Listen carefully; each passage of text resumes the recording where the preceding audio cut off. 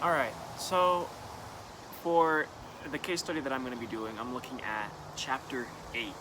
And this case study talks about the Reverend Jim Jones, who was a preacher back in, I believe, the 70s or so.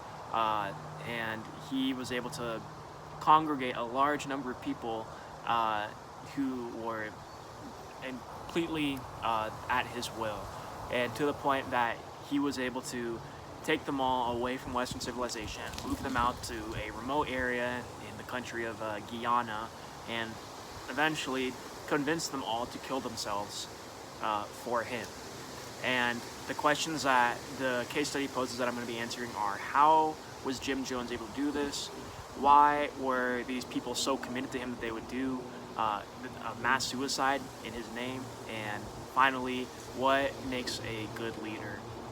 And to answer these questions, I really think of one particular thing, and that has to be his charisma. Because uh, I actually watched a documentary about Jim Jones probably a year ago. It was late at night, I was bored, so I put it on curiosity, and I learned a lot about how much charisma influences people to be manipulated by someone who has good charisma. If you have that, if you have a good way of talking to people, if you can connect with them, or at least appear to connect with them on a personal level, there's a bond there. Regardless of if it's one-sided or two-sided, there's a bond that is forged that makes people more willing to go out of their way, do things that they might not have wanted to do otherwise, in order to, help please this person. And in this case, if that person is a leader or an authority figure, uh, just the presence of authority has such a more commanding grip on that person than it might be in a situation where the power balance is a little more equalized. Um, One thing I think about a lot is the Milgram experiment that took place in the 60s, where people would continuously shock people if they got a question wrong, to the point where they would pretend to be unconscious and even dead, and the subject of the experiment would continue to administer far beyond lethal doses of electricity to the person. Um, so with the authority, with the resistance to authority, or the lack of actually the resistance to authority, uh, if you have charisma, uh, it's almost like a deadly combo, because now you can manipulate people into thinking however you want, and if they happen to catch on for whatever reason, you can shut it down by just talking to them and making it sound personal, making it sound deep, and relating it back to a vision. Um, which kind of leads into the second question, which is why these people were so committed to Jim Jones. And of course, this ties back to his charisma and his attitude and his vision, really. Uh, Part of being a good leader, which the chapter in this book talks about, is having, good communication skills.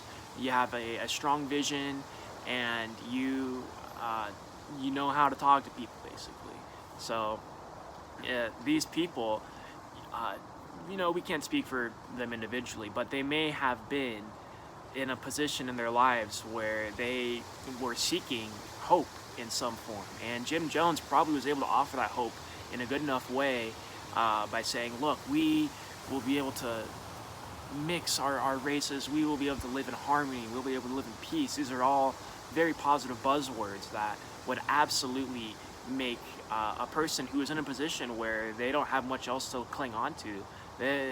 Maybe it's desperation, maybe it's just understanding, but they absolutely want to give it a shot. And when they get in, then you either start to go full into this vision, because you want to support the man who's doing so much to help you and maybe help your family and your friends to be so much better off than they were before. Um, and if you end up getting maybe somewhat wise to it, then Jim Jones, or anyone with good charisma, has the ability to step in and sort of deter those thoughts and kind of shut them down by using those good communication skills to really reach into that person uh, just on a level so much deeper than anyone else might be able to, and convince them out of their rightful suspicions of the man. And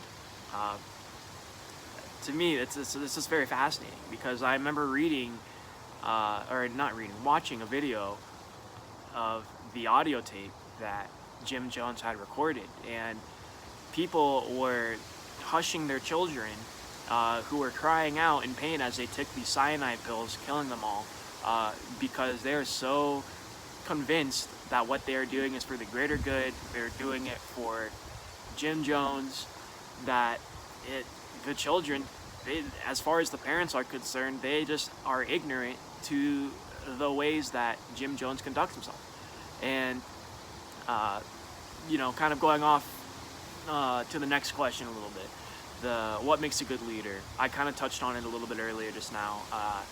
It's having a strong vision that you clearly adhere to, and it's also has to do with charisma. It's the central theme of good leadership, is being able to connect with people on a personal level, make it sound like you're there for them. You want to sacrifice yourself for these people. You don't want these people to sacrifice themselves for you. It's the other way around. If someone hears that, they feel so much more devoted to the cause.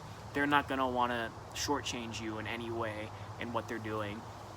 And if there's a good vision, especially one that's a little different from what the status quo might be around the world, then that person, there's a motivation there, because you want to see a change. You want to see a positive change in the world, and a good leader is able to capitalize on that desire and use it in a way that creates an output that is beneficial for them. I think those are some of the strongest points. There are a few more that I could touch on, but this video is already 7 minutes long, so I am going to wrap up my discussion. I think Jim Jones, the whole Jonestown Massacre case, is a very fascinating, morbidly fascinating thing to read about and look at. I was a morbid curiosity over me when I learned about this, and I don't even know if I feel better off as a person after having learned about it. But it certainly provides good insight into how someone can really get away with committing some of the greatest atrocities known to man. It's all about that leadership, all about that charisma. I'm going to wrap up my discussion. Thanks for listening.